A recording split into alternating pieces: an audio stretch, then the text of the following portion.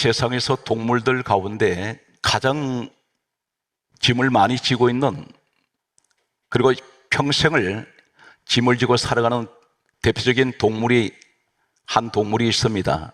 나귀입니다.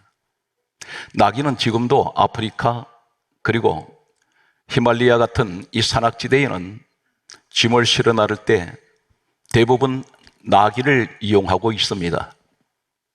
나귀는 평생 태어나서 죽을 때까지 짐을 지고 다닙니다.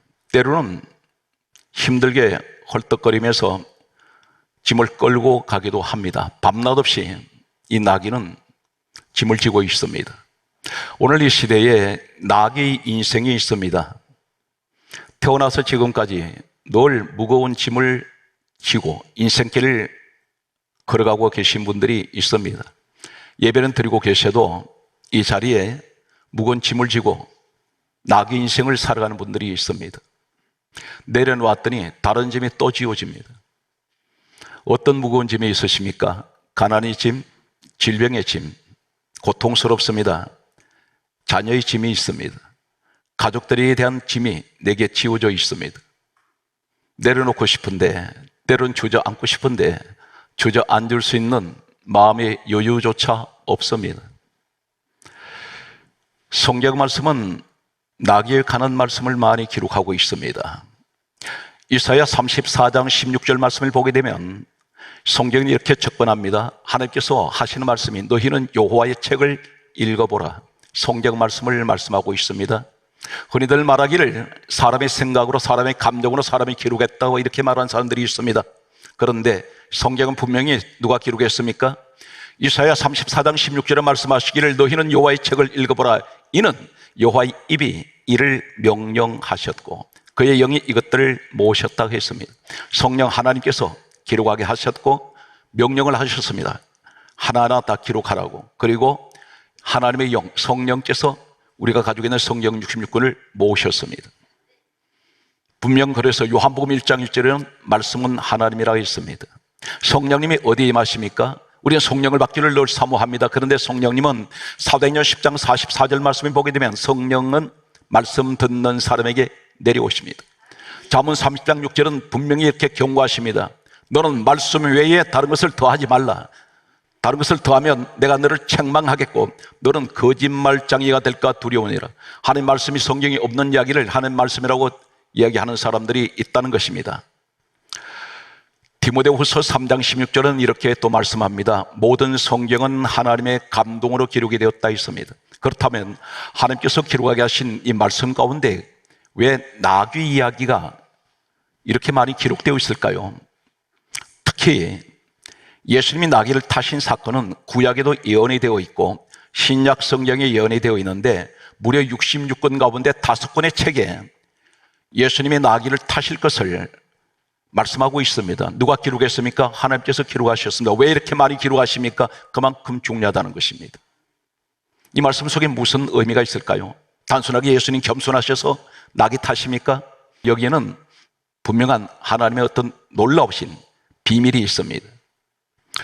오늘 성경 말씀을 보게 되면 다음과 같이 기록을 하고 있습니다. 예수님께서 이 땅에 오시기 전 역사는 기록하기를 BC 520년에서 518년 사이에 기록된 구약 성경 스가랴서가 있습니다. 이 스가랴서 9장 9절에 보게 되면 너의 왕이 임하시나니 그는 겸손하여 나귀를 타셨도다 이렇게 말씀하고 있습니다. 또한 마태복음 21장 1절에서 11절 말씀에 보게 되면 이 내용 속에 예수님이 겸손하셔서 나귀를 타셨다고 기록되어 있습니다. 동시에 마가복음 11장 1절에서 10절까지 말씀을 보게 되면 역시 예수님께서 이 땅에 오셔서 겸손하여 나귀를 타신다고 기록되고 있습니다.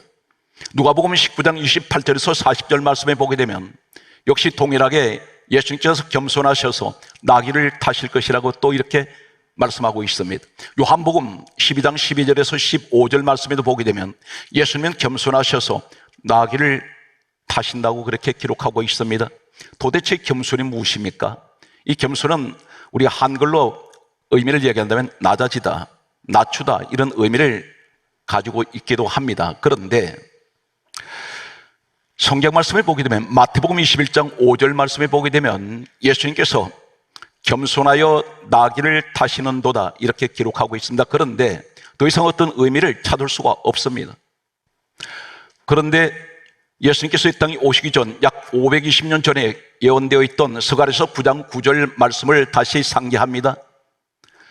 너의 왕이 임하시나니, 우리의 만왕의 왕 되신 예수님이 오실 때에 예수님은 겸손하셔서 나귀를 타시는 도다 이렇게 말씀합니다. 이 겸손이 무엇을 말씀할까요? 충격적입니다. 한글과는 전혀 다른, 상상하지 못했던 내용이 원어 속에 있습니다. 구약 성경은 히브리어가 원문입니다. 겸손하여 나귀를 타셨더란 이 히브리어 원문은, 겸손이라는 히브리어 원문, 구약 성경 전체는 이 겸손이라는 히브리어 원문은 약 10가지가 원문이 다 다릅니다. 한글의 겸손 그러면 똑같은 의미로 아는데 그렇지가 않습니다. 히브리어 원문 속에는 약 10가지 겸손이라는 원문이 다 다른데 그 10가지 가운데 한 가지, 스가랴 9장 9절에 예수님이 겸손하셔서 나귀를 타시는다, 이 겸손이라는 이 히브리어 원은 아니라는 그런 히브리어 원문을 쓰고 있습니다. 이 아니라는 히브리어 원문은 어떤 의미를 가지고 있을까요? 놀랍게도 욥기서 36장 6절에 보면 고난받다, 이 의미가 아니입니다. 겸손이라는 말과 한글은 전혀 다른 의미를 가집니다. 고난받다, 나귀 타시는데 고난받다가 무슨 의미입니까? 예수님 마지막으로 나귀 타시고 십자가의 길을 걸어가시는 마지막 길입니다. 그 길이 예루살렘으로 들어가시는 마지막 그 길 들어가시면 십자가에 고난당하십니다. 그 길 가시면 채찍 맞습니다. 주먹으로 맞습니다. 온갖 고문을 다 당합니다. 바로 십자가 지시기 직전에 마지막으로 들어가시는 예루살렘의 이 나귀를 타시게 됩니다. 겸손하여, 이 말은 고난받으시기 위해서 나귀 타신다는 것입니다. 그래서 아니 하신다는 것입니다.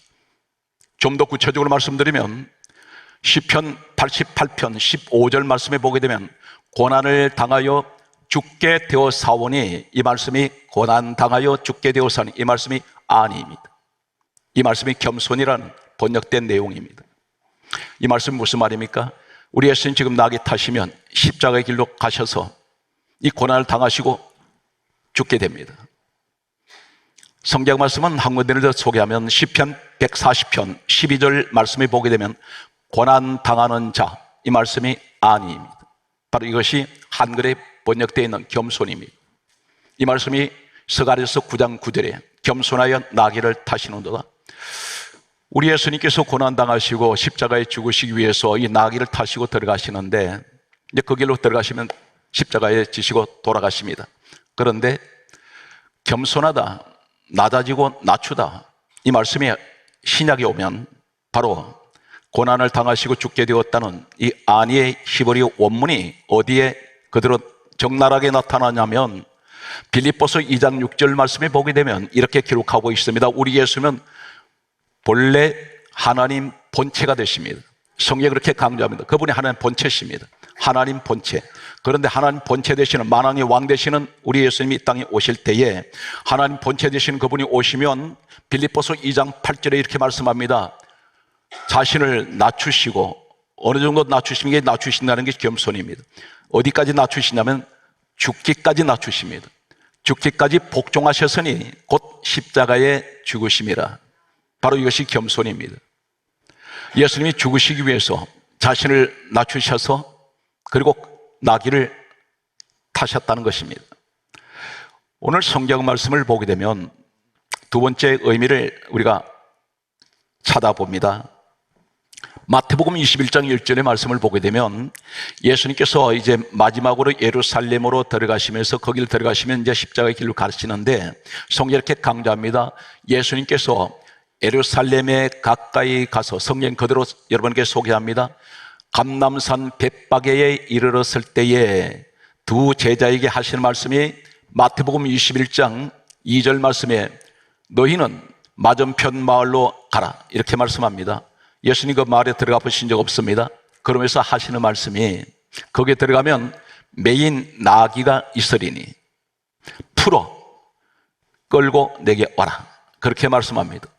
여기서 한 가지 중요한 것은 우리 예수님은 그 동네에 들어가 보시지 않았는데도 시공을 초월하시는 눈을 가지고 있습니다. 환경을, 거리를 초월해버립니다.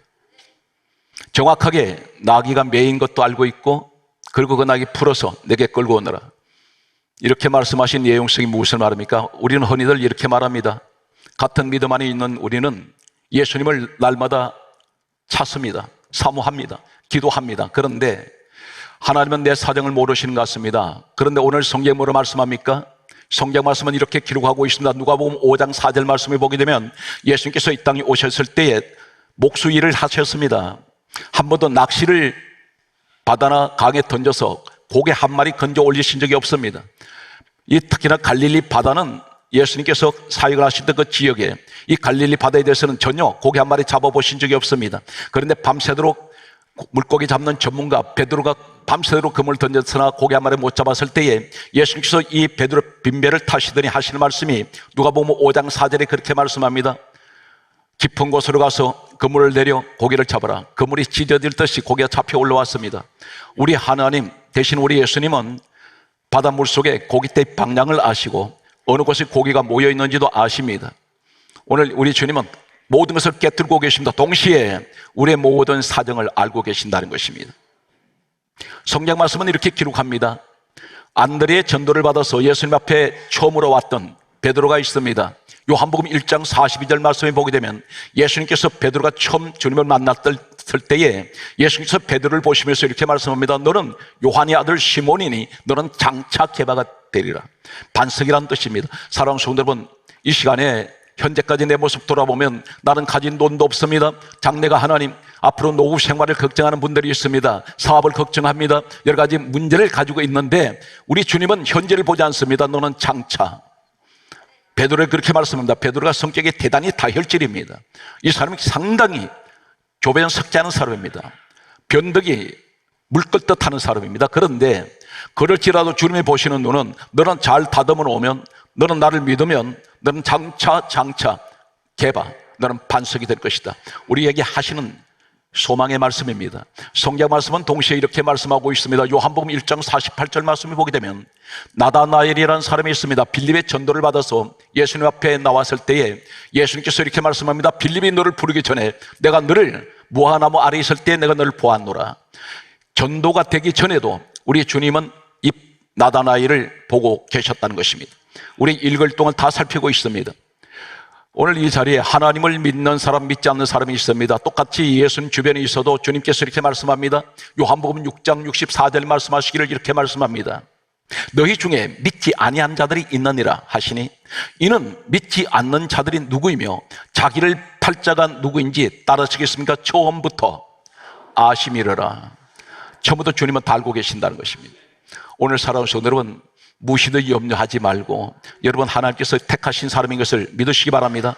성경 말씀을 계속해서 여러분에게 소개합니다. 그런데 우리 예수님이 한 가지 궁금한 것은 왜 하필이면 나귀 타십니까?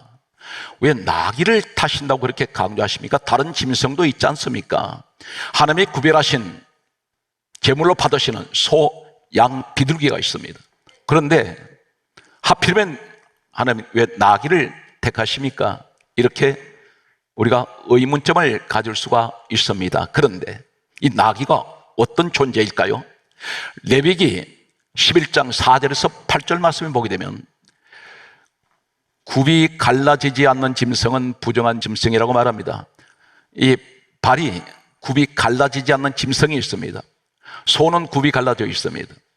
양도 굽이 갈라져 있습니다. 그런데 굽이 갈라지지 않는 짐승은 부정하니 너희들은 죽음도 보지 말고 만지지도 말라.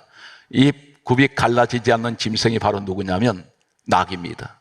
나귀는 부정한 짐승입니다. 여기서 부정이라는 말이 레위기 11장 4절에서 8절에 굽이 갈라지지 않는 짐승은 그 중에 한 마리 이 나귀를 말씀한다면 부정하니 이 부정이라는 말은 따라하시겠습니까? 히브리 원문을 잠깐 소개하겠습니다. 따라하세요. 타메.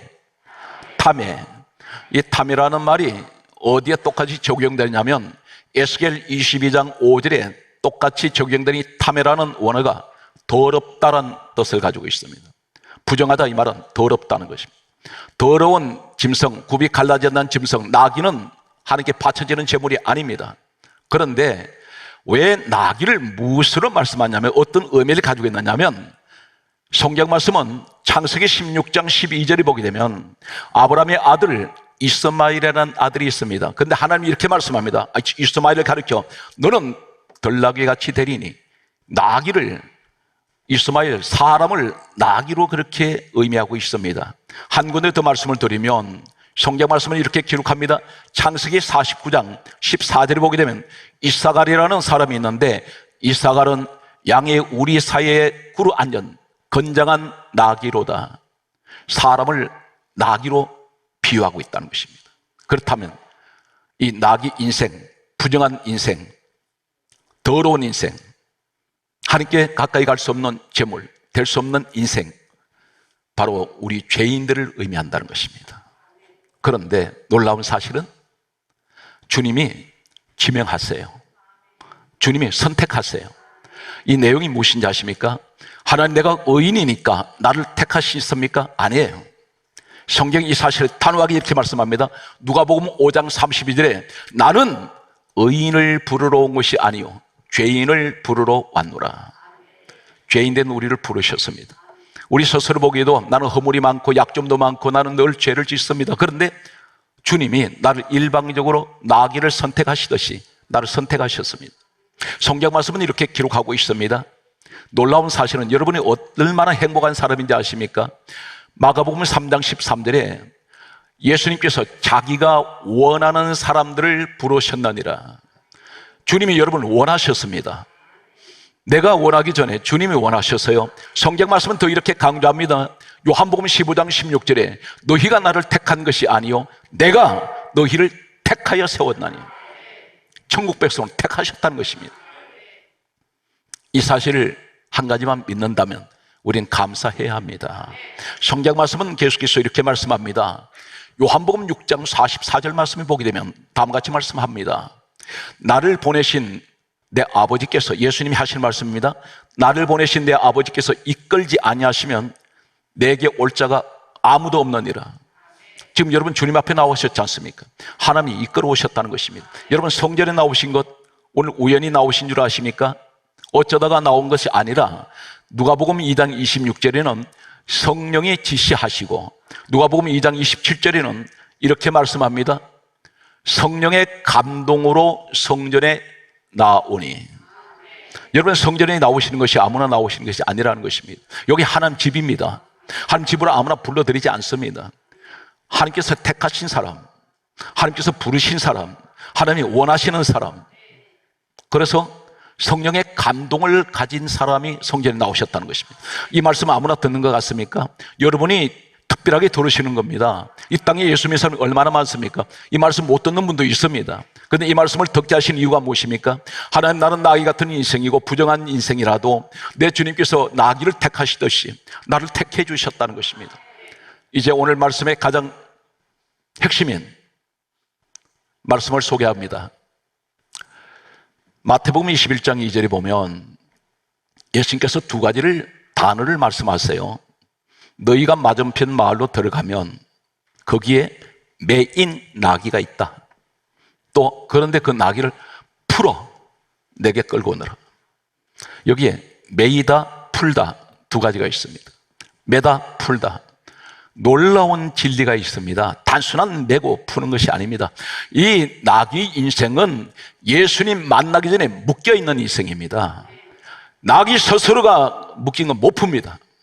풀 수가 없습니다. 그런데 이 매인 나귀, 매다인 내용은 어떤 의미를 가지고 있느냐면, 히브리어는 특별히 이 한글 신약 성경에는 헬라어로 되어 있습니다. 헬라어는 똑같은 매다 이 의미가 네 가지 원문이 있습니다. 그 원문 가운데 한 가지, 오늘 성경이 말씀하시는 마태복음 21장 2절에 너희가 맞은편 마을로 들어가면 거기 매인 나귀가 있다. 이 매다 이 말은 데오라는 이 헬라어 원문을 쓰고 있습니다. 이 말이 네 가지만 소개하겠습니다. 아주 좋지 않는 그런 의미입니다. 예수님 만나기 직전까지 매여있던 이 매다, 이 말은 마태복음 22장 13절에 보게 되면 손발이 묶여있다 뜻입니다. 손발을 묶여버리겠습니다. 예수님 만나기 전에. 마가복음 6장 17절에는 이렇게 강조하고 있습니다. 옥에 가두었다. 일정 공간에 환경에 갇혀 있습니다. 사도행전 12장 6절 말씀에 보게 되면 쇠사슬에 매여 있다. 이것이 대오란 의미를 가지고 있습니다. 또 사도행전 21장 11절에 보게 되면 결박하다. 완전히 묶여 있다는 것입니다. 그런데 놀라운 사실은 예수님이 지명하자마자 바로 하시는 것이 풀어버린다는 겁니다. 바로 풀어버립니다. 너 거기 가서 매인 거 풀어서 가져와. 내게 데려와라. 내 것이라는 것입니다. 내 사람이라는 것입니다. 여기 풀다, 이 의미도 네 가지만 소개하고 있습니다. 매다는 데오, 헬라어로 되어 있는데 여기 풀다, 이 말씀을 크게 따라서요. 리오라는 말이 무슨 말이냐면 예수님이 직접 말씀하신 놀라운 선언을 하십니다. 주님을 만나버리면 이런 일이 일어난다는 것입니다. 마태복음 16장 19절에 이렇게 말씀합니다. 땅에서 풀고 하늘에서 풀리리라. 그래서 땅에도 풀어버리고 하늘도 풀어버리는, 이것이 리오예요. 주님이 말씀하는 풀어라. 주님 만나버리면 땅에 다 풀어집니다. 무엇이 묶였습니까? 질병이 묶였습니까? 풀어지는 시간 되시기 바랍니다. 가난이 묶였습니까? 풀어지시기 바랍니다. 사업이 막혔다고 말하지 마십시오. 주님을 만나버리면 풀어집니다. 땅에도 풀고 하늘도 풀립니다. 요한복음 11장 44절에 나사로가 죽었습니다. 예수님께서 무덤 밖에서 나사로야 나오너라. 이 나사로가 부활하고 나왔을 때에 성경 말씀은 요한복음 11장 44절에 풀어 놓아 다니게 하라. 사망의 권세에 있어 이 풀어가 리오입니다. 죽음의 현장에서 풀어버린다는 것입니다. 예수님 만나버리면 땅에도 풀리고 하늘도 풀리고 시체가 살아 일어날 때 풀어버린다는 것입니다. 성경 말씀은 또 이렇게 강조합니다. 사도행전 2장 24절에 말씀하시기를 사망의 고통에서 풀어 살리셨느니라. 여기 풀어가 리오예요. 주님을 만나면 오늘 이 축복의 주인공이 여러분 되시길 바랍니다.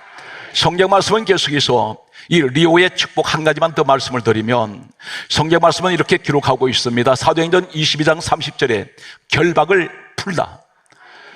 거룩하신 아버지 하나님, 오늘 이 자리 우리 성도들에게 무엇이 결박당해 있든지, 질병에 결박당한 것, 가난에 결박당한 것, 이 결박이 무엇입니까? 내가 묶여있다는 것입니다. 어떤 환경에 묶여있든지 주여 예수 그리스도 이름으로 이 시간 풀어지게 하여 주시옵소서. 말씀의 결론으로 가겠습니다. 마태복음 21장 10절에 보게 되면 나귀를 주님이 타시고 성경에 이렇게 강조합니다. 예루살렘으로 들어가시니. 그러니까 이 나귀는 예루살렘 성 밖에 있었습니다. 그런데 이 놀라운 진리가 어떤 내용을 가지고 있을까요? 이 유대인들에게는 율법이라는 법이 있습니다. 613가지를 율법을 가지고 있는데 이 율법은 대단히 엄격합니다. 그 모법이 십계명입니다. 그런데 여기서 613가지 율법이 만들어졌는데 한때는 이 유대인들이 얼마나 이 율법을 엄격하게 적용을 했느냐면 예루살렘 성 안에는 하나님의 성전이 있습니다.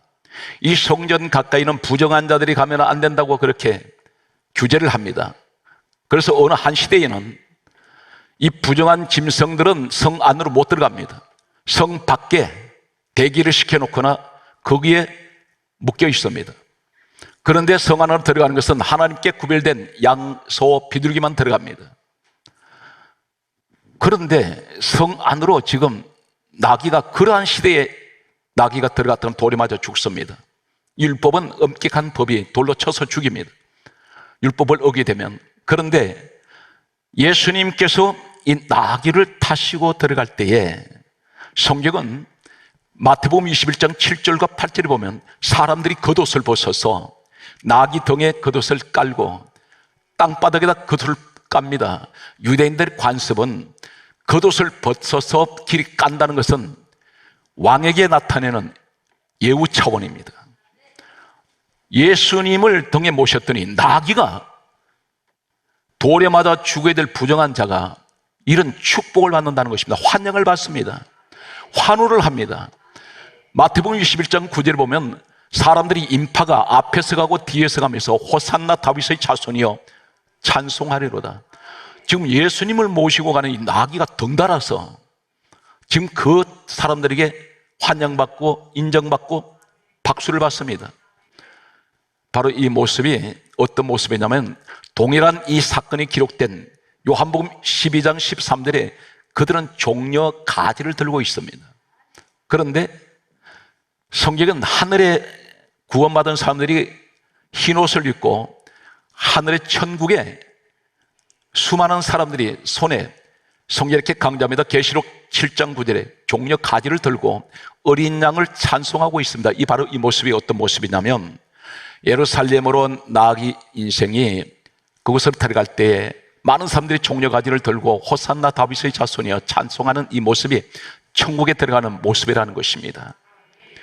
우리가 예수님을 모셔야 나귀 같은 인생이 예루살렘 성으로 들어가듯이 예수님을 모셔야 내가 천국에 갈 수가 있습니다.